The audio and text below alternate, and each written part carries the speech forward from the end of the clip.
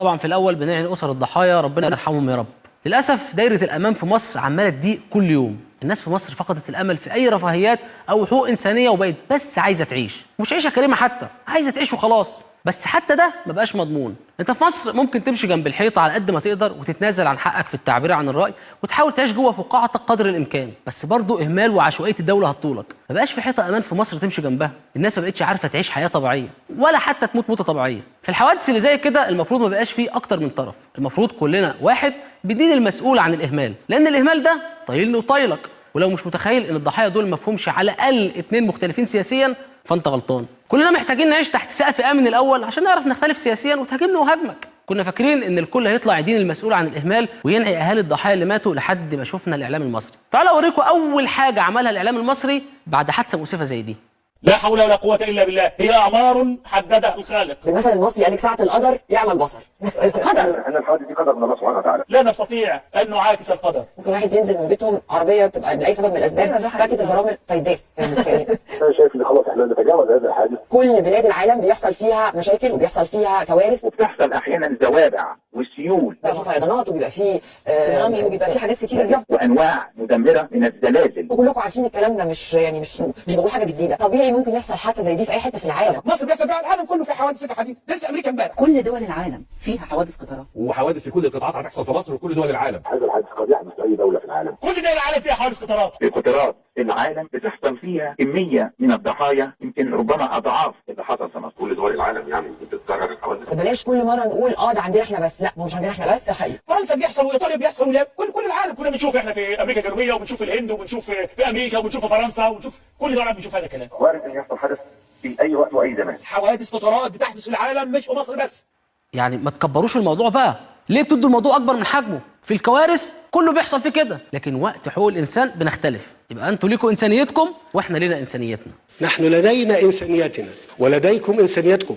كمان وقت تداول السلطه بتقولوا ما تبصلهمش، هم عندهم انسانيتهم ونظامهم واحنا لينا نظامنا. لكن وقت المصايب والكوارث بنبقى كلنا واحد. تحصل في كل حته في العالم، وامريكا بيموت فيها ناس كل يوم، وانت عالم ثالث يعني مش احسن من المواطن الاجنبي. والدليل على كده لما حصلت حادثه الواحات بتاعه السياح المكسيك، الجيش قصفهم بالخطا بالطيران، كان تعويض الاسره الواحده من المكسيك 140,000 دولار، بس انت كمصري تعويضك كان 80,000 جنيه بس، يعني 4500 دولار. يعني في نظر الدوله المصريه المواطن المكسيكي يوزن 31 مواطن مصري. وزي ما سمعتوا دي قضاء وقدر، وارد جدا تحصل، يعني ما تتخضش، ما تديهاش اكبر من حجمها. ده لسه امريكا اول امبارح. بس تعالوا اوريكم حاجه تانية، تعالوا اوريكم لما الاعلام استضاف سواق القطر ده، الصندوق الاسود. عايزكم تركزوا اكتر في المشاكل اللي السواق عرضها وبيحكيها، وتركزوا كمان في وائل الابراشي كان عايز يوصل لايه.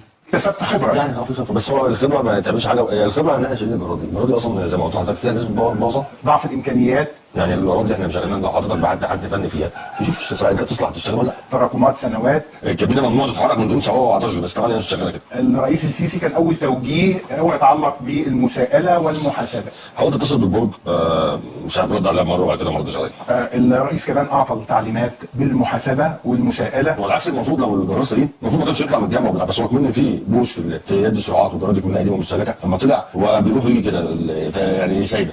ضعف الامكانيات، صيانه المفروض يبقى فيه صيانه بس لسه هو عامه ده لو سليم ما كانش يطلع. قصورا يتعلق بالسكه الحديد او يتعلق ببعض العاملين. الجرارات القديمه 3 كل ده هنتكلم فيه، مفيش مشكله ان احنا نفتح كل الملفات يا جماعه المتعلقه بهذه القضيه، خاصه زي ما قلت لكم تراكمات سنوات اهمل فيها هذا القطاع بشكل كبير، الى ان جاء الرئيس السيسي ووضع خطه لتطوير السكه الحديد. يعني اللي حصل ده بعد ما وضع خطه للتطوير خلال ال7 سنين اللي فاتوا. لا ثانيه واحده انت يا سواق، ما تدخلنيش الله يخليك في تفاصيل بقى، ما تحكيليش بقى على الاهمال ومشاكل السكه الحديد وليه في اهمال وما فيش صيانه للقطارات القديمه. مش وقت الكلام ده، مش وقته خالص، ده مش موضوعي. انا مش جايبك عشان كده، احنا جايبينك بس عشان نطلع الرئيس السيسي من الليله دي. انت عارف في تعديل دستور جاي يا جماعه. باكد تاني الرئيس السيسي عامل خطه لتطوير السكه الحديد، ده بعد ما عملها بقى. على فكره يا استاذ وائل انت بتحزق قوي عشان تطبل للسيسي، زنق التطبيله بالعافيه ملهاش مكان. كان ممكن تستنى السواق يمشي وتقعد تطبل الخطه اللي الرئيس السيسي عملها براحتك، اللي هي اساسا مش موجوده. للاسف ما ينفعش يا جماعه يبقى في حادثه واهتمام الاعلام كله وكل تفكيره ازاي يطلع الرئيس السيسي من الليله دي. هتقول لي والله واحد يجي يقول لك ايه السيسي مين؟ هيعمل لكم ايه؟ ما شغال، ليه ما بينامش 16 ساعه في اليوم واللي حواليه نفس الكلام. ما هو الموظف ده ولا ده منين اصلا جاي؟ ما جاي من المجتمع. المجتمع اللي محتاج يتربى من جديد، المجتمع اللي محتاج يتغير قيمه من جديد، محتاج يغير ثقافته من جديد. هي دي تربيه الناس، انك تاخد حقك بدراعك.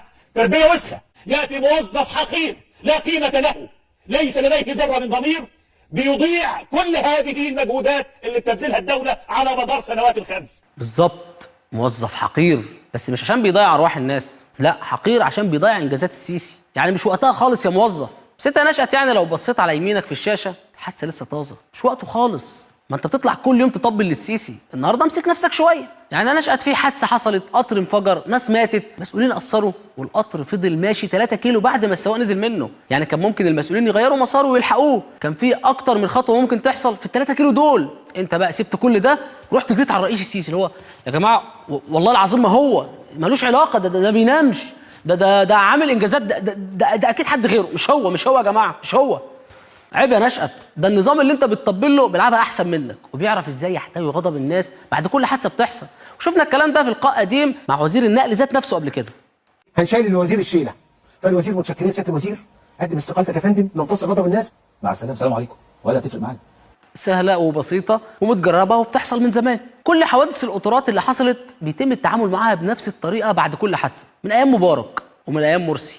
بس واضح ان الدوله بدل ما بتفكر في تطوير السكه الحديد، بتفكر اكتر ازاي هتتعامل مع الحادثه لما تحصل. بتفكر ان اوفر لها ان هي تقيل وزير النقل من انها تدفع مليارات في تطوير السكه الحديد. يعني الوزير في منه كتير، المواطن اللي بيموت في منه كتير، لكن الفلوس لا، دي ما فيش منها كتير. فبكل سهوله بتقيل وزير النقل وتمتص غضب الناس. الرئيس بنفسه لما كان بيتكلم على القطارات كان بيقول ان هي لازم تتطور، وكان عارف ان حوادث القطارات بتحصل كل فتره وهتحصل، بس برضه عارف ان الكارت ده متجرب قبل كده. بتحصل حادثه نقيل وزير، الدنيا بتمشي. بس طبعا هنا برافو احمد موسى، بنحييه انه خد باله من الحته دي.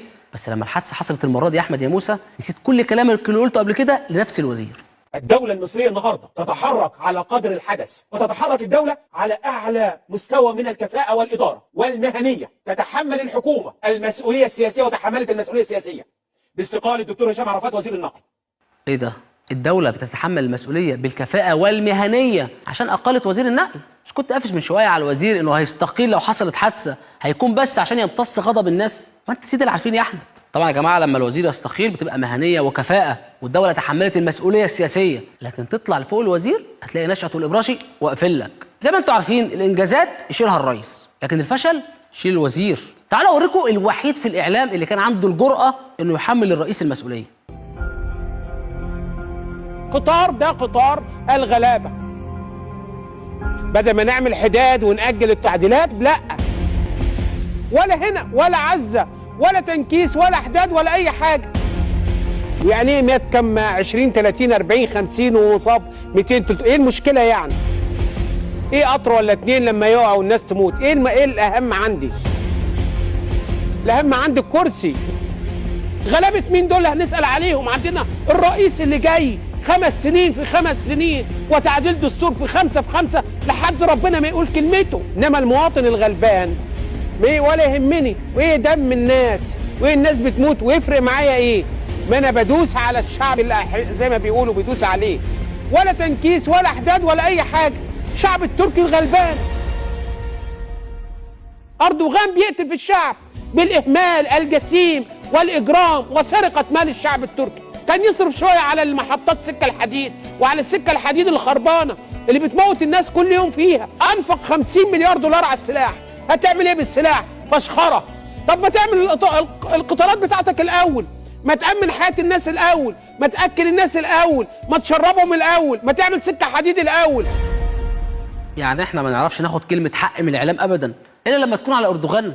يعني اردوغان لازم يامن حياه الناس وياكلهم، انما السيسي يمد الدستور براحته. سوري، ده معاه انجازات بقى. السيسي هو الوحيد اللي من حقه يشتري اسلحه ويتفشخر بيها، الوحيد اللي من حقه يهبل في القطارات والسكك الحديد عادي والناس تموت. بصراحه يا احمد يا موسى، احنا لو هنهاجم السيسي ما كناش هنقول عليه نص الكلام اللي انت قلته ده. طب يا احمد يا موسى، لو حد قال لك في وشك مين المسؤول في الحادثه دي، هتعمل ايه؟ تسيب رهيب. لا حد كان بيتابع ولا بيراقب ولا بيعمل شغل ولا عامل دوره، ولو كان حد عمل دوره ما كناش وصلنا لده. في عندنا مصيبه يطير فيها، مش يعني زي ما بقول كده الاب. يعني الوزير خد وضحى. طب الباقي تاني بقول الباقي اللي مسؤول عن الابراج ده مين؟ اللي مسؤول عن الورشه ده مين؟ رئيس هو الغلطان. مين يا فندم؟ قلت لي مين يا فندم؟ انت اكيد تقصد حادثه قطر تركيا بقى. لا فعلا الرئيس غلطان هناك، بس احنا الحلقه دي بنتكلم عن حادثه مصر، في اخرك تغلط في وزير النقل. بس بصراحه للامانه يعني رد فعل الرئيس السيسي كان مختلف عن رد فعل اردوغان تماما. تعالوا نشوف الرئيس السيسي اتصرف ازاي في الحادثه دي. هناك وجه مشرق في الحادث، تحرك على اعلى مستوى من السيد الرئيس، الحركه السريعه والايجابيه. يمكن يكفي المصريين ان رئيس الدوله المصريه فخامه الرئيس عبد الفتاح السيسي يتابع هذا الحديث بنفسه. طبعا رئيس الجمهوريه مصر هو كان ممكن يروح بنفسه، لكن هو كان عنده زياره رسميه مع مسؤول الباني كبير، ومع ذلك فضل يتابع الحادثه بنفسه. وباكد تاني تابع بنفسه، مع انه كان مشغول جدا مع رئيس الالباني، برغم ان ملوش دعوه بكل اللي بيحصل زي ما الاعلام بيقول. يعني لو كانوا الضحايا البان كان راح، لكن دول مصريين، واعتقد ده يكفي المصريين انه الرئيس تابع بنفسه. ما بالكم بقى لو قدم التعازي؟ المتابعه لوحدها تكفي. خلاص يا اعلام، السيسي ملوش دعوه، ويكفينا ان هو تابع الحوار بايه؟ بنفسه. مفيش حد بقى يطلع يتكلم يقول لنا ان احنا عندنا مشكله ومفروض ندور لها على حلول عشان نتفادى حوادث زي دي مستقبلا. احنا ما نعرفش موازنه الدوله، بس نعرف انكم صرفتوا 550 مليون جنيه على تركيب كاميرات مراقبه في العاصمه الجديده، 10 مليار جنيه لانشاء النهر الاخضر في العاصمه الاداريه الجديده. والله اسمه كده. 100 مليار جنيه تكلفه المرحله الاولى من توصيل المرافق للعاصمه الاداريه الجديده، 20 مليون جنيه لاضاءه مسجد الفتاح العليم بالعاصمه الاداريه الجديده، مليار جنيه بقى تكلفه انشاء المسجد ذات نفسه، 3 مليار دولار تكلفه انشاء حي المال والاعمال بالعاصمه الاداريه، 600 مليون دولار تكلفه بناء اطول مبنى في افريقيا اللي هو ملوش اي لازمه والله، 8 مليار دولار تكلفه انشاء تفريعه قناه السويس، مش هتكلم على قناه السويس، 750 مليون جنيه تكلفه انشاء سجن ليمان جمصه، 90 مليون جنيه تكلفه انشاء سجن سوهاج المركزي، 845 مليون جنيه مصري تكلفه انشاء سجن جمصه شديد الحراسه، مليار جنيه تكلفه انشاء فندق الماسا بالعاصمه الاداريه. مش بس كده، الدوله واخده قرض من الصين لمشروع القطار الكهربائي، بس فين؟ في العاصمه الاداريه الجديده. يعني 320 مليار جنيه اتصرفت على العاصمه الاداريه الجديده بس. ترجع تقول مفيش فلوس؟ كان ممكن تخليهم 310 بس بدل 320، ومنها تنقذ ارواح الناس اللي بتروح كل يوم في القطارات. بس واضح ان الرئيس السيسي رئيس العاصمه الاداريه بس، اللي هي هعيش فيها انا وشعب ان شاء الله، ما تحاسبنيش براها. في النهايه انا كمصري حزين ان بلدي مصر اللي طول عمرها معروفه بتصدير الضحك والنكته ما بقتش بتقدم للعالم في الفتره الاخيره غير اخبار حزينه. برنامجنا اللي كان بيحاول يهون على الناس المصايب اللي عايشينها ويحول اي مشكله بتواجه الناس لماده للضحك والسخريه، الاسبوع ده خلانا ما بقاش لينا نفس نعمل اي حاجه. كنا فاكرين ان احنا هنكون اقوى من اي مصيبه ممكن تحصل في مصر، ان احنا قادرين نحول اي مشكله لنكته تهون على الناس. كناش نتخيل ان هيجي يوم وحادثه تكسرنا بالشكل ده وتخلينا نتكلم بجديه وحزن كده. هتمنى ما نواجهش موقف زي كده تاني. تعزينا لكل ضحايا الحادثه، ونتمنى لكل مصاب ان هو يقوم بالسلامه، ونشكر من قلبنا كل المصريين اللي ما ترددوش لحظه ان هم يروحوا يتبرعوا بالدم ويقدموا اللي يقدروا عليه. يمكن المشهد ده هو الوحيد اللي قدر يهون علينا شويه. البقاء لله. تبدأ مصر في عرس ديمقراطي جديد. احنا عارفين طبعا ان البلد دلوقتي في الوقت الراهن في انتخابات مجلس النواب او انتخابات البرلمان. احنا دلوقتي عايزين نختار الصح، نختار الصوت الحر، نختار اللي هو هيمشي على مصلحة المواطن. مش عاوزين نغلط غلطة فاتت.